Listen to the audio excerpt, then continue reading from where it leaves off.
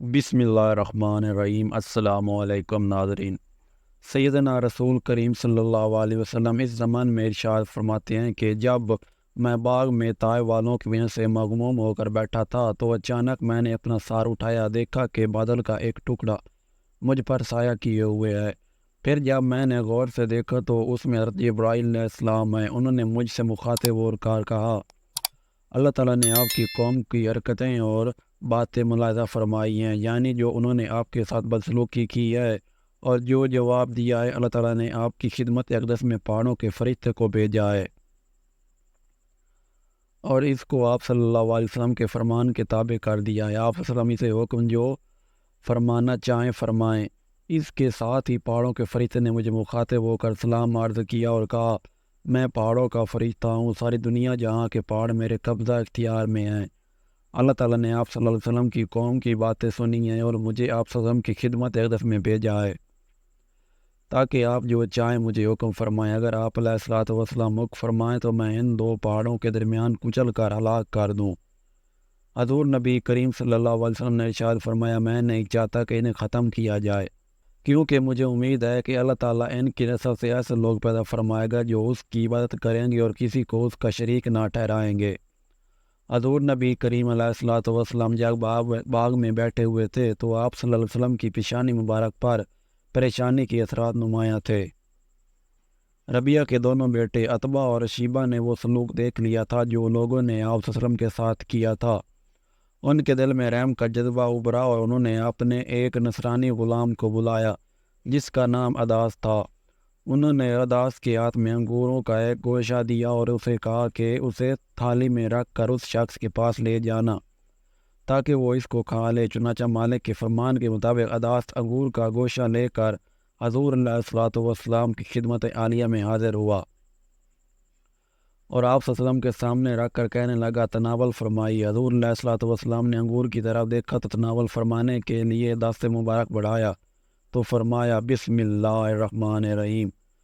یہ دیکھ کر اداس آپ صلی اللہ علیہ وسلم کی شکل مبارک کی طرف دیکھنے لگا اور حیران ہو کر کہنے لگا، خدا کی قسم میں نے اس طرح کی بات یہاں کے لوگوں کے منہ سے کبھی نہیں سنی۔ حضور علیہ الصلوۃ والسلام نے اسے فرمایا، اے اداس، تم کس شہر کے رہنے والے ہو اور تمہارا دین کیا ہے؟ اداس نے جواب دیا، میں نینوا شہر کا رہنے والا ہوں اور نصرانی ہوں۔ حضور سرور کائنات صلی اللہ علیہ وسلم نے فرمایا، تم نیک شخص حضرت یونس علیہ السلام بن متی کی بستی کے رہنے والے ہو۔ یہ سن کر اداس نے کہا، آپ حضرت یونس علیہ السلام کو کیسے جانتے اور پہچانتے ہیں؟ آپ کو کیسے خبر ہوئی کہ یونس بن متی کون تھا؟ حضور علیہ الصلوۃ والسلام نے فرمایا، وہ میرے بھائی نبی تھے اور میں بھی نبی ہوں۔ یہ سن کر اداس نے کہا، آپ کا اسم مبارک کیا ہے؟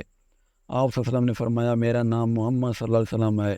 اداس یہ سنتے ہی حضور علیہ الصلوۃ والسلام پر جھک پڑا اور آپ کا سر مبارک، دست مبارک اور پائے مبارک چومنے لگا۔ پھر کہنے لگا، میں نے مدت سے آپ صلی اللہ علیہ وسلم کا اسم مبارک دیکھا ہے اور تورات میں آپ صلی اللہ علیہ وسلم کی تعریف پڑھی ہے کہ اللہ تعالیٰ آپ کو مکہ مکرمہ کی مقدس وادی میں مبعوث فرمائے گا اور اول مکہ والے آپ صلی اللہ علیہ وسلم کی دعوت قبول نہ کریں گے اور آپ کو اس شہر سے نکل جانا پڑے گا۔ آخر کار آپ کی مدد ہوگی اور پھر آپ صلی اللہ علیہ وسلم کا دین تمام دنیا میں پھیل جائے گا۔ اس کے ساتھ ہی اداس نے اسلام قبول کر لیا اور مسلمان ہو گیا۔ روایت میں آتا ہے کہ جب اداس حضور علیہ الصلوۃ والسلام کے دست مبارک اور قدمہائے مبارک کے بوسے سے لے رہا تھا تو ربیہ کے دونوں بیٹے عتبہ اور شیبہ دیکھ رہے تھے۔ جب اداس ان دونوں کے پاس آیا تو انہوں نے اس سے کہا، اے کم بخت اداس، تمہیں کیا ہو گیا تھا کہ اس شخص کا سارا ہاتھ اور پاؤں کو چوم رہا تھا؟ اداس نے کہا، اے میرے سردار، روئے زمین پر ان سے بہتر کوئی ہستی نہیں، انہوں نے مجھے ایسی بات بتائی ہے جو نبی کے سوا کوئی نہیں جانتا۔ اداس کی باتیں سن کر تم نے کہا، کم وقت کہیں وہ تجھے تیرے دین سے برگشتہ نہ کر دے، تیرا دین تو اس کے دین سے بہتر ہے۔ اداس پر ان کی باتوں کا ذرا بھی اثر نہ ہوا، وہ اسلام کے دولت سے مالا مال ہو چکا تھا اور اس کی خوشی میں سرشار اپنے آپ میں مگن تھا۔ اس کے بعد حضور علیہ الصلوۃ والسلام مکہ مکرمہ کی طرف روانہ ہو گئے۔ اس واقعے سے معلوم ہوتا ہے کہ نبی کریم صلی اللہ علیہ وسلم امت کے کس قدر خیر خواہ اور ہمدرد تھے کہ اتنی شدید تکالیف اور مصائب پر بھی اپنی رحمت کے پھول نچھاور فرمائے جبکہ قوم آپ پر پتھر کی بارش کرا رہی تھی۔ اللہ اکبر۔ اگر آج کی ویڈیو پسند آئی ہو تو ویڈیو کو لائک کریں، چینل کو سبسکرائب کر دیں، اور کمنٹ باکس میں ہمارے پیارے نبی صلی اللہ علیہ وسلم کی کوئی ایک خوبی لازمی بیان کریں۔ ملتے ہیں نیکسٹ ویڈیو میں، تب تک کے لیے اللہ حافظ۔